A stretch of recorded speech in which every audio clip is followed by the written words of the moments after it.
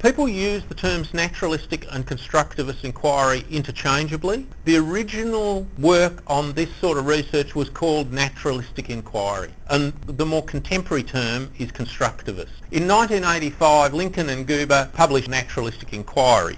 Now, there is it's a book that's a guide to methods that was written in 93. The other book, Slices of Life, each of the chapters is written by someone different. This early chapter, Naturalistic Inquiry, a method for transforming curiosity, what is a really useful...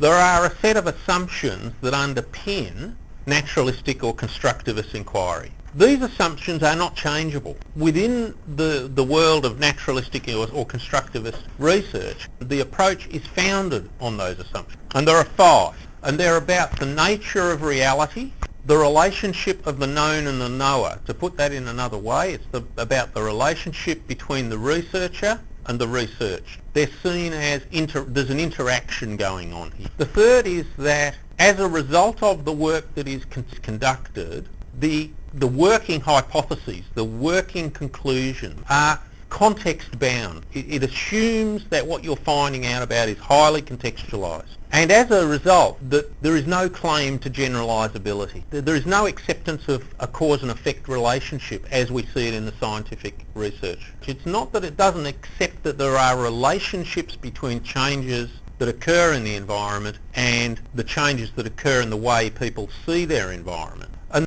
all inquiry is value bound. Values are not just accepted, they're actually embraced. Now, they're the 5 tenets, if you like, of constructivist research. And those 5 tenets are reflected in the way that people go about naturalistic or constructivist research. And here's a quote, and fundamentally saying, the problem statement in naturalistic research is not a question or even an objective. It's an expression of a dilemma or situation that needs to be addressed for the purposes of understanding and direction. It's about constructing meaning. What do you understand is happening in this situation? As a result of that, the sort of questions that might be addressed in the research relate to people's perceptions. How do people understand? What do they see it as meaning? There's no assumption of objectivity or generalisability. A naturalistic or constructivist approach is really better used for the why and how questions. It's really an approach which is very strong on exploration and examination to try and understand what's going on, to derive meaning from what's going on. The other side of the coin is that most people don't start a piece of research unless they have a hunch as to what's going on.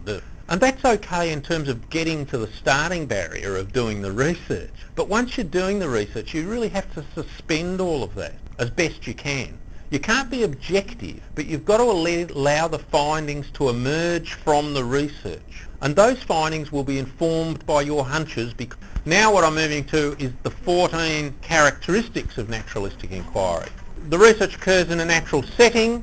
The human is the instrument. In this case, tacit knowledge is not just seen as legitimate, it is actually embraced. You come to the research with a body of knowledge about the dynamics around the research, and you can't ignore that.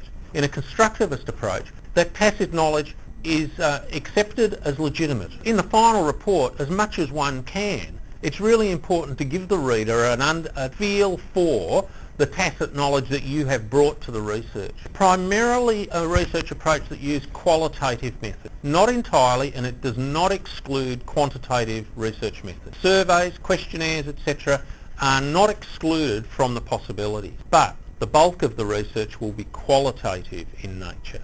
The sampling is purposive, which means that you try to sample people who are going to be able to provide you useful information in addressing the research topic. Data analysis is inductive. What that means is that the themes, ideas are drawn from the research data. What happens is you develop grounded theory, and what that effectively means is that any theories that come out of the research are derived from the data, and they're grounded in the data itself. Now, grounded theory you would have heard of before as a research method. And what you can start to see in naturalistic research is that it embeds a number of techniques which are actually drawn from research approaches. The 8th characteristic is the notion of emergent design. And what that means is you do some research, you have a look at it, you start developing some tentative conclusions, some tentative theories, some tentative ideas, And depending on what you found, the research direction you're going in will develop. And so you can see that in this case there is some similarity between the naturalistic approach and the sort of action research method where you've got series of cycles going on. The meaning that is derived from the research is negotiated. What that means is that it's negotiated between the researcher and the research participant. And the move from the title Naturalistic Inquiry to Constructivist Inquiry is really based, I think, on the notion that in this approach, the naturalistic approach, the knowledge that is derived from the research is a co-construction of knowledge between the researcher and the researched. The style of reporting is case study style reporting, which means the reporting is rich in description and the interpretations you make are idiopathic for that particular circumstance. And so where you do claim that there might be some generalisability, there's always this tentativeness about it. There's now a growing body starting to challenge the notion that you can't generalise from a body of research that is of a qualitative nature. And they're basically challenging the notion of non-generalisability by saying, well, if you do enough of these in similar sort of circumstances, or in diverse numbers, you can claim that its ideas are reasonably transferable. And in a sociological research, that's what constitutes generalisability. And 13, the boundaries are determined by the emergent focus. And validity is based on the notion of trustworthiness. And that's a different notion, validity and reliability, that you'll see in the scientific literature. In terms of sampling, here are some examples of purposive sampling. So there's a lot of different approaches which those authors recommend as ways of purposive sampling. But fundamentally what it comes down to is you need to find people to interview who are going to be able to inform your research, who are willing to and are available.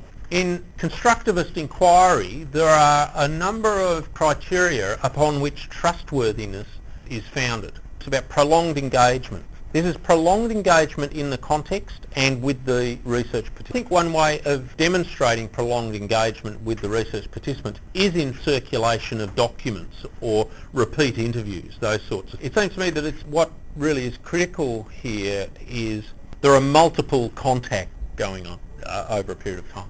Trustworthiness through triangulation, multiple data sources. Participant member checks is that idea that you test your emerging ideas, themes, models, theories with the research participants from time to time. Peer review.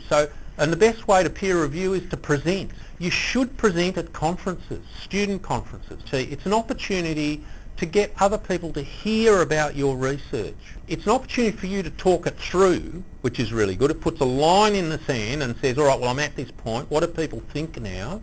It makes you verbalise where you're at, which is really important in the thinking through. It gives other people an opportunity to comment, and keeping an audit trail, which basically means everything from the ethics proposal through to the interview transcript to the draft. Now, if that's all put into a flow chart, what we start to see is this model here. And this model is derived from the Lincoln and Goober book. Starting in a natural setting, human as instrument, and then once you've worked out what your research topic is, primarily using qualitative methods but not exclusively, and accepting that you bring tacit knowledge to the research, you then move on to purposive sampling. At this point that you end up in a bit of a cycle. You do some sampling, you analyse the data, you see what you've got, you develop some theories, you develop some ideas, etc. And that might well change the design. Now, this part of the research takes quite a lot of time, going around and around and around in here before you move on to the outcomes. And then, you know, the negotiated outcomes are about the member checking that we just talked about before and the peer review stuff. You go about writing it in a case report format, so it's what people would typically call rich, thick description, and the results of the research are described as idiopathic interpretation and tentative application to other content. Now, in some ways, the sort of flow chart sort of gives you a recipe to follow, and I think it's useful in that regard, but the reality of research is that it's going to be messy, and if you try to do everything in that order, you're going to get into trouble. But as a general sort of guide to the way that you go about it, this is a really useful tool model.